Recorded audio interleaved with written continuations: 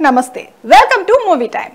తెలంగాణ ప్రభుత్వం తొలిసారిగా ప్రతిష్టాత్మకంగా ప్రారంభించిన గద్దర్ అవార్డులు ఇప్పుడు టాలీవుడ్ లో చర్చనీయాంశంగా మారాయి. 2014 నుంచి 2023 వరకు విడుదలైన ఉత్తమ చిత్రాలను గుర్తించేందుకు ఈ అవార్డులను ఏర్పాటు చేశారు. అవార్డు కమిటీ చైర్మన్ గా నటుడు మురళీమోహన్, ఎఫ్డీసీ చైర్మన్ దిల్ రాజు, పలువురు సినీ ప్రముఖులు కలిసి ఈ ఎంపికలను ప్రకటించారు. మొత్తం 30 ఉత్తమ సినిమాలపై పాటు 7 ప్రముఖులకు ప్రత్యేక అవార్డులు ప్రకటించారు.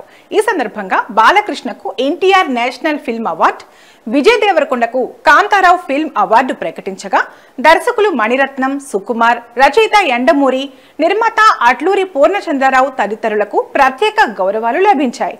అలాగే ప్రజాకవి కాళోజీకి స్పెషల్ జ్యూరీ అవార్డు కూడా ప్రకటించారు.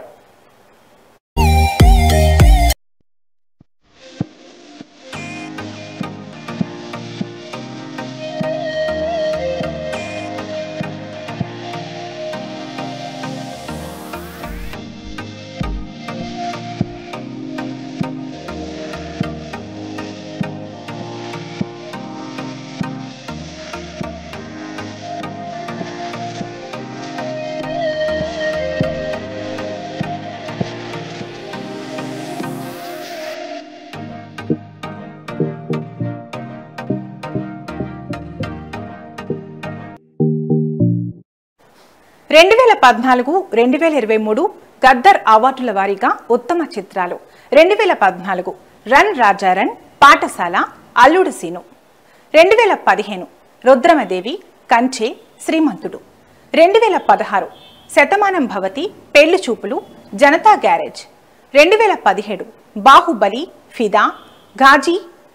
2018 Mahanati, Rangasthalam, care of Kancharapalem. 2019 Maharshi, Jersey, Mallesham. 2020 Ala Vaikunthapurramuloo, Colour Photo, Middle Class Melodies. 2021 RRR, Akhanda, ఉప్పెన.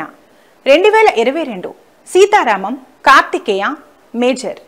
2023 బలగం, హనుమాన్, భగవంత్ కేసరి. ఈ అవార్డులు వచ్చే నెల 14న హైదరాబాద్లో ప్రత్యేక కార్యక్రమంలో అందజేయనున్నారు. అవార్డు వేడుక కోసం భారీ స్థాయిలో ఏర్పాట్లు చేస్తున్నట్లు సమాచారం.